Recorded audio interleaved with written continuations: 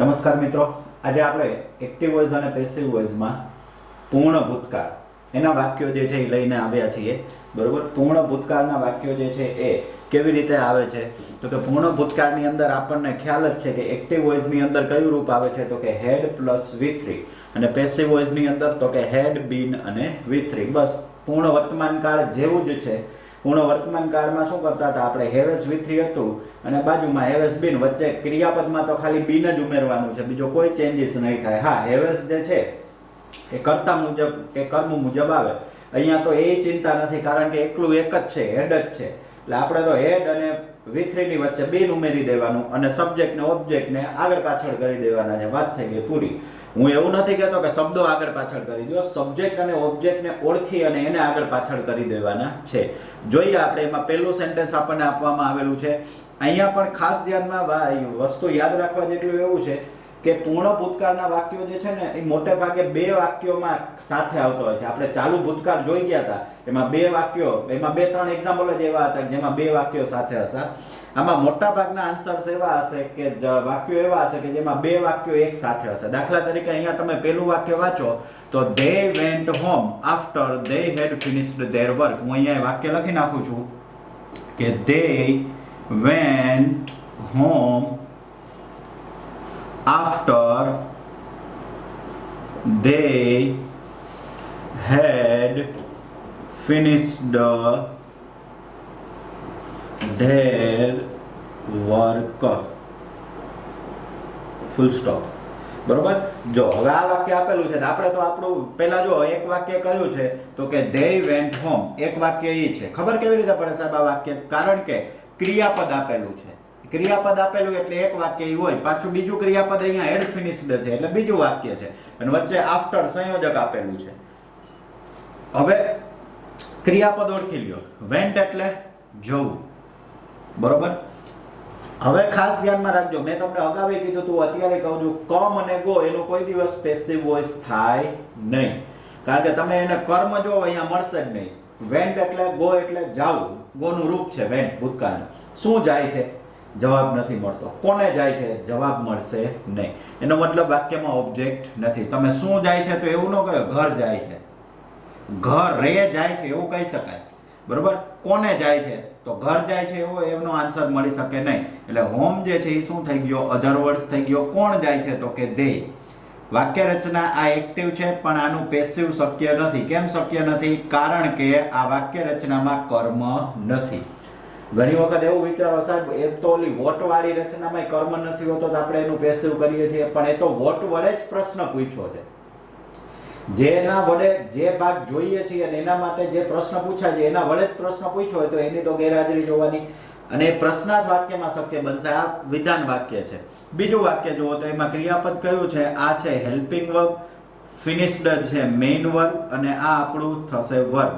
Finish એટલે પૂરું કરવું. શું પૂરું કરે છે તો કે વર્ક. વર્ક પહેલા એક શબ્દ રહી ગયો છે ધેર એટલે ઓબ્જેક્ટ. કોણ પૂરું કરે છે તો કે they, સબ્જેક્ટ.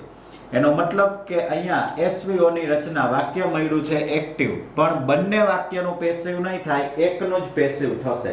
તો જવાબમાં સાહેબ મારે જેનું પેસિવ થતું એ જ લખવાનું કે બે લખવાના તો કે બે. જવાબમાં તો બે લખવાના, પણ આ વાક્ય જેવું છે એમનું એમ જ લખાય. તો આપણે પહેલા તો એની વ્યવસ્થા કરી દઈએ, એટલે એને એમને એમ લખી નાખીએ કે they went home. બરોબર. after, કારણ કે એમાં તો કાંઈ ચેન્જીસ કરવાના જ નથી. હા, એનું પેસિવ શક્ય હોય, અહીંયા ઓબ્જેક્ટ આપેલો હોય, પેસિવ શક્ય હોય તો કરવાનું, નો શક્ય હોય તો કરવાનું થતું નથી. હવે તો કે અહીંયા આનું થાય છે તો પહેલા ઓબ્જેક્ટ, તો ઓબ્જેક્ટ તરીકે શું આવશે તો કે their work. પછી તો કે ક્રિયાપદ એટલે હેડ, પછી શું આવી જશે તો કે been, અને પછી તો કે V3 એટલે V3 તો આપેલું જ છે finished. હવે તો કે by plus s એટલે કે by, અને they ને આ બાજુ લઈ લેશો એટલે શું થઈ જશે? them.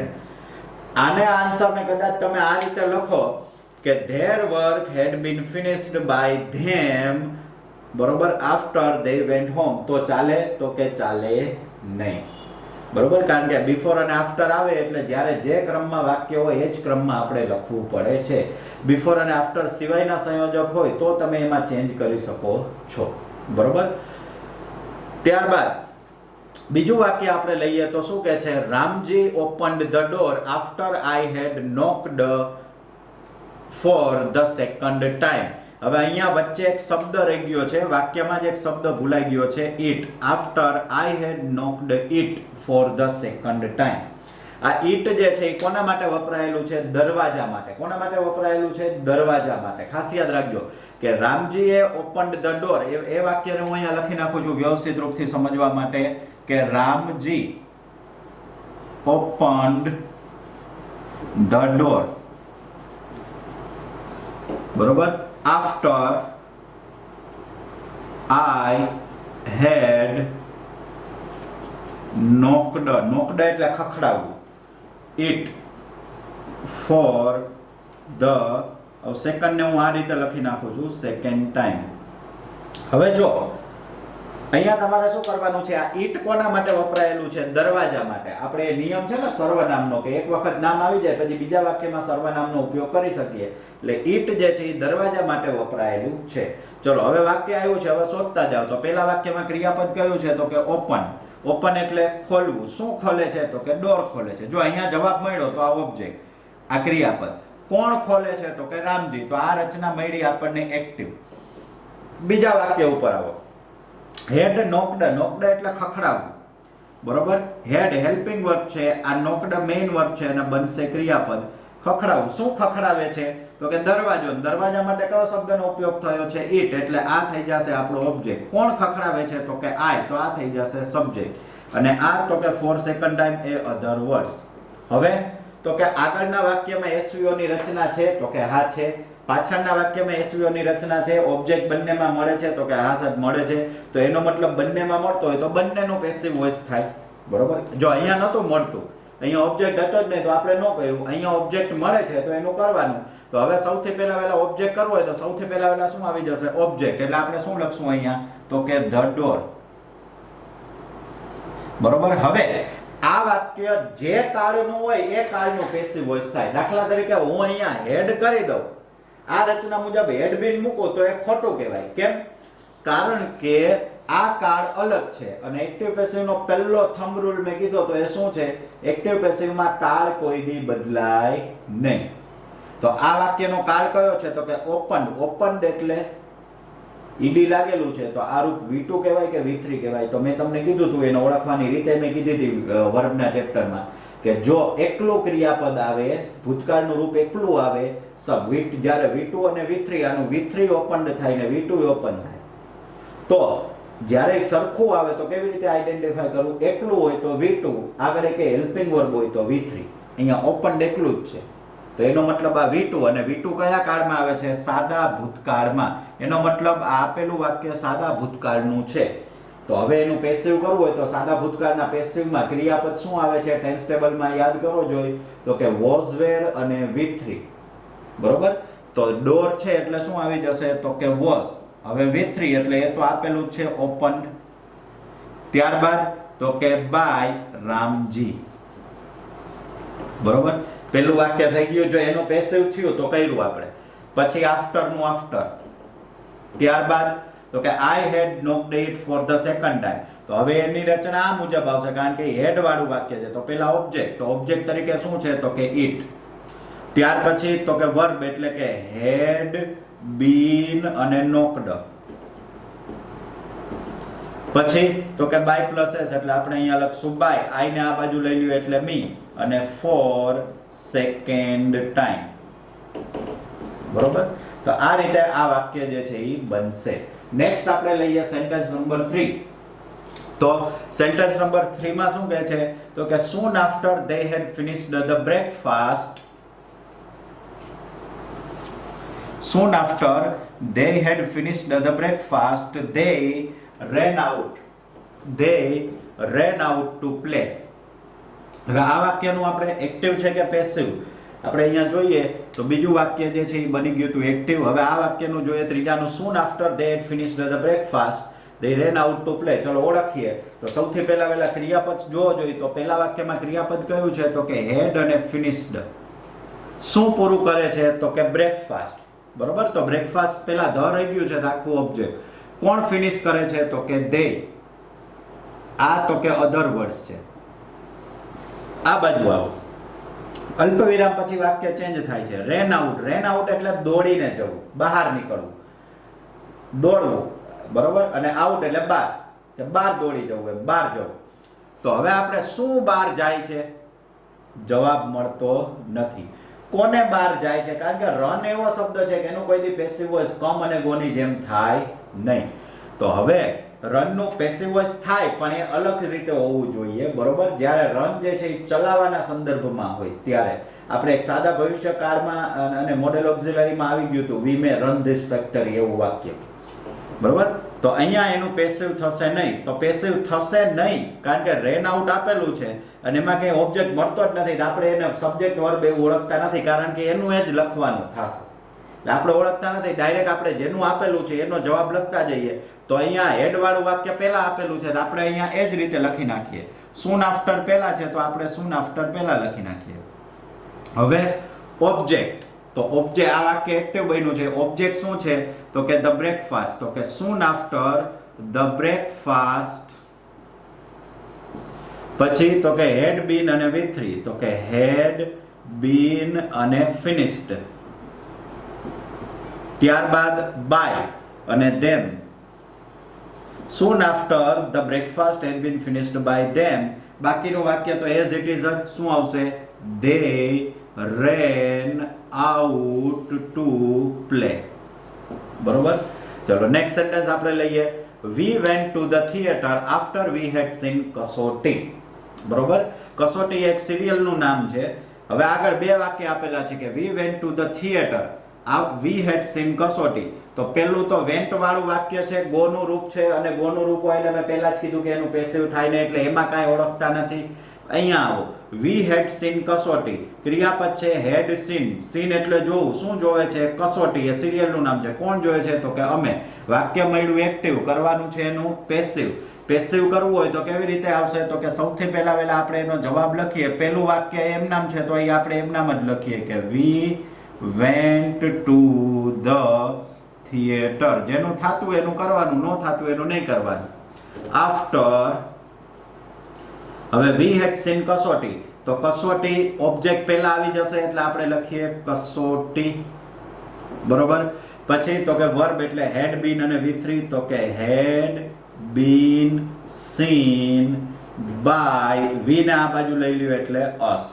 we went to the theater after કસોટી had been seen by us. ચલો નેક્સ્ટ સેન્ટેન્સ શું કહે છે? I waited until he had finished his lunch. wait, પહેલો ક્રિયાપદ આવે છે. wait એટલે રાહ જોવી. પહેલું વાક્ય આટલું જ છે, I waited, પછી કાંઈ નથી. until એ સંયોજક છે.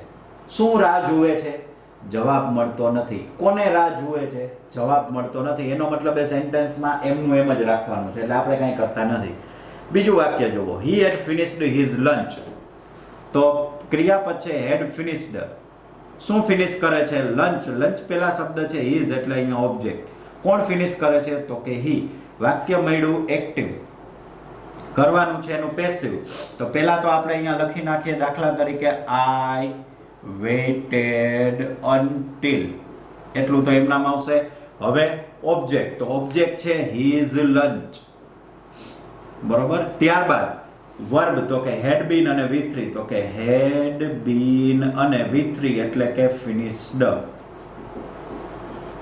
અને છેલ્લે by, he ને આ બાજુ લઈ લેશો તો આવી જશે him. હવે અહીંયા માની લ્યો આવી એક પેટર્ન અગાવે આવી ગઈ હતી. અહીંયા હું ફરી પાછું તમને કહી દઉં. માની લ્યો અહીંયા he ની જગ્યાએ નામ હોત, આપણે લખ્યું હોત હિતેશ, એવું લખ્યું હોત, કાં તો હિરેન એવું કરી દઈએ કે હિરેન, કે Hiren had finished his lunch. તો આનો જવાબ લખો ને ત્યારે તમારે અહીંયા આગળ his lunch નહીં આવે કારણ કે નામ હંમેશા પહેલા આવે. તો પછી તમારે અહીંયા his ની જગ્યાએ શું કરવું પડે? એપોસ્ટ્રોફી s વાળું રૂપ, હિરેન્સ. એ આપણે અગાઉ શીખી ગયા છીએ. હિરેન્સ lunch had been finished by him, અને અહીંયા him આવે કારણ કે વાક્યમાં હિરેનનો નામનો ઉપયોગ એક જ વાર થયો છે. તો આપણે એક જ વાર કરવાનો, અને આગળ કરી લીધો છે, બરોબર. એટલે આવું નામ વાળું આવે તો ખાસ ધ્યાનમાં રાખવાનું થશે. નેક્સ્ટ આપણે જોઈએ તો had he written the answers before you came. એક વાક્ય છે હેડ રિટન ધ આન્સર્સ અને બીજું છે બિફોર યુ કેમ. પણ અહીંયા સેન્ટેન્સ પેટર્ન બદલાય છે. પ્રશ્નાર્થ વાક્ય છે. પ્રશ્નાર્થ વાક્ય છે તો આપણે એની રચના એ શીખી લઈએ. તો પ્રશ્નાર્થ વાક્ય કરવું હોય તો શું કરવાનું છે આગળ? તો કે અહીંયા હેલ્પિંગ વર્બ અને WH કરવું હોય તો આગળ WH લગાડી દો. સેમ વસ્તુ અહીંયા આગળ હેલ્પિંગ વર્બ અને WH કરવું હોય તો WH. છેલ્લે પ્રશ્નાર્થ ચિહ્ન, અહીંયા છેલ્લે પ્રશ્નાર્થ ચિહ્ન, એટલે થઈ ગઈ રચના પ્રશ્નાર્થની. હવે તો કે હવે કાંઈ નથી, પહેલા તો ક્રિયાપદ ઓળખી લ્યો જોઈએ. કયું છે? તો કે પહેલામાં છે હેડ એ હેલ્પિંગ વર્બ છે, રિટર્ન એ મેઇન વર્બ છે. રિટર્ન એટલે લખવું. શું લખે છે? તો કે આન્સર્સ. પહેલા શબ્દ રહી ગયો છે ધ એટલે ઓબ્જેક્ટ. કોણ લખે છે? તો કે હી. HVSVO સાદું પ્રશ્નાર્થ છે, WH નથી. HVSVO રચના મળી છે એક્ટિવ, કરવાનું છે પેસિવ. હવે બિફોર યુ કેમ, કેમ એટલે આવવું. હવે હમણાં જ કીધું એમ કમ અને ગોનું પેસિવ થાય ને એટલે એ એમનું એમ જ રહેશે. છઠ્ઠા વાક્યનો આપણે આન્સર લખીએ તો શું બનશે? તો કે સૌથી પહેલા વહેલા તો હેલ્પિંગ વર્બ. તો હેલ્પિંગ વર્બ તો અહીંયા ફિક્સ જ છે, કયું મૂકી દેવાનું છે? હેડ. હવે તો કે ઓબ્જેક્ટ. ઓબ્જેક્ટ શું છે? તો કે ધ આન્સર્સ. તો આપણે અહીંયા લખશું ધ આન્સર્સ. ત્યારબાદ તો કે વર્બ. તો કે હેડ બીન અને V3. એમાં હેડ તો આગળ આવી ગયું છે, વૈધું બીન અને V3. તો કે બીન અને રિટર્ન. ત્યારબાદ તો કે બાય પ્લસ એસ. તો કે બાય.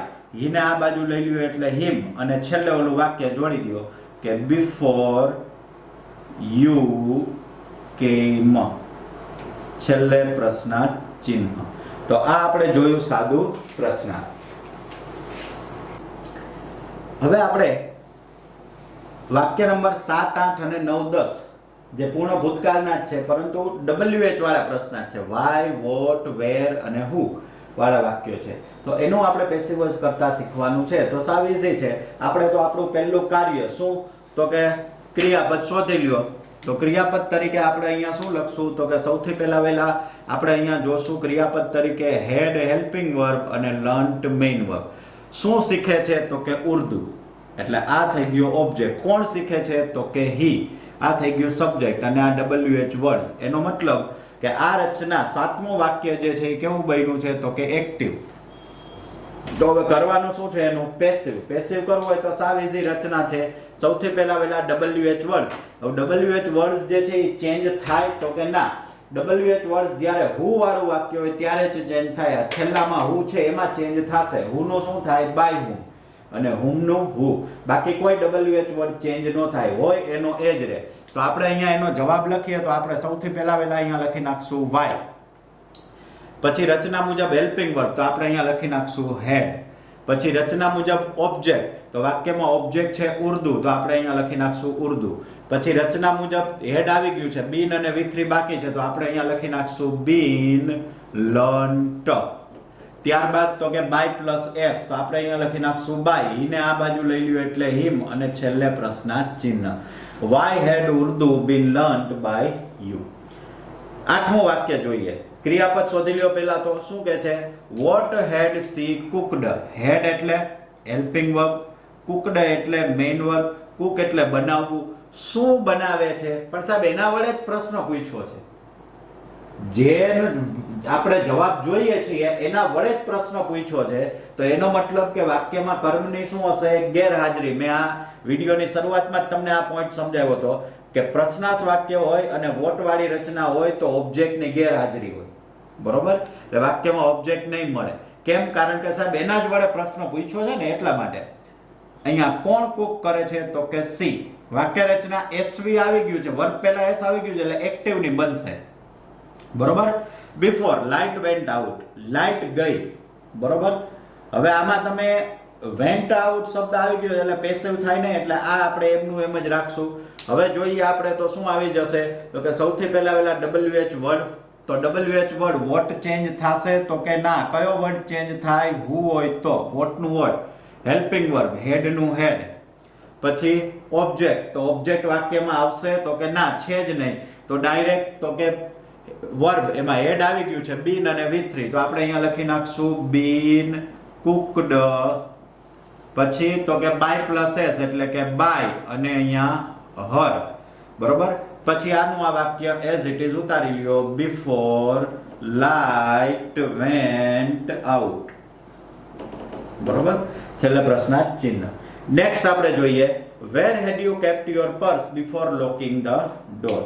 તો હવે આપણે સૌથી પહેલા એનું ક્રિયાપદ શોધી લઈએ. તો કે એક છે had helping verb, kept main verb. Keep એટલે રાખવું, કીપ નું ભૂતકાળનું રૂપ છે. શું રાખવાની વાત છે? પર્સ. પર્સ પહેલા શબ્દ રહી ગયો છે યોર એટલે ઓબ્જેક્ટ. કોણ રાખે છે? યુ. આ તો કે WH વર્ડ્સ.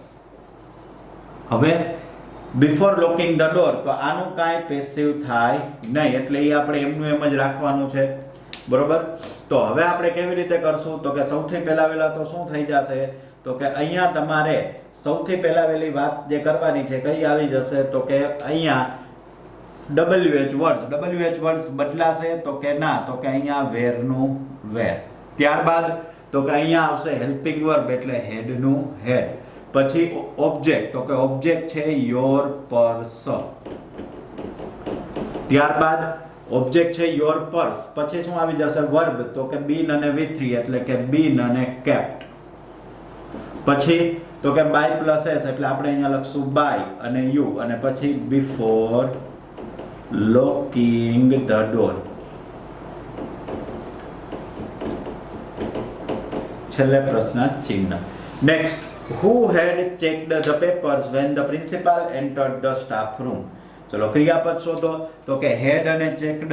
શું ચેક કરે છે? તો કે પેપર્સ. કોણ ચેક કરે છે? તો કે સાહેબ એના જ વડે પ્રશ્ન પૂછ્યો છે એટલે વાક્યમાં જે જવાબ જોતો હોય ને એના વડે પ્રશ્ન પૂછ્યો હોય. આપણે હુ વડે પ્રશ્ન પૂછવાથી કર્તા મળે છે પણ એના જ વડે પ્રશ્ન પૂછ્યો છે એટલે વાક્યમાં કર્તાની શું હોય છે? ગેરહાજરી. આપણે અહીંયા કર્મ જોતો તો શું વડે પ્રશ્ન પૂછ્યો પણ એના એ જ WH વર્ડ છે તો કર્મની ગેરહાજરી. એવી રીતે અહીંયા કર્તા જ હોય છે તો કર્તા હુ વડે પ્રશ્ન પૂછ્યો છે એટલે કર્તાની ગેરહાજરી હશે.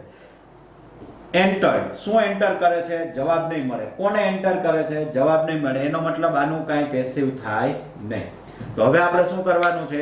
એક્ટિવ છે તો કરવાનું છે એનું પેસિવ. તો પેસિવ કરવું હોય તો શું આવી જશે? તો કે સૌથી પહેલા WH વર્ડ્સ બદલાશે. તો કે હા, હુ છે એનું શું થઈ જશે? તો કે બાય whom. પછી તો કે હેલ્પિંગ વર્બ એટલે શું થઈ જશે? હેડ. હવે તો કે ઓબ્જેક્ટ છે ધ પેપર્સ. બરોબર, ત્યારબાદ તો કે વર્બમાં બીન અને V3 તો કે બીન ચેકડ. પછી તો કે બાય પ્લસ એસ આવશે. બાય પ્લસ એસ નો આવે. કેમ?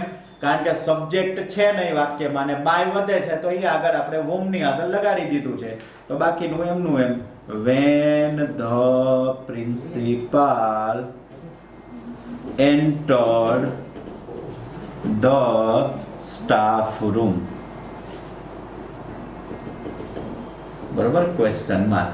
તો હવે એનો મતલબ શું થયો કે આ વાક્ય જે છે એને આપણે આ રીતે કમ્પ્લીટ કર્યા છે. આ 10 વાક્યો જે છે પૂર્ણ ભૂતકાળના હતા. આ 10 વાક્યોનો જે સોર્સ છે we are thankful to the ready reckoner Atul પ્રકાશનની જે આવે છે.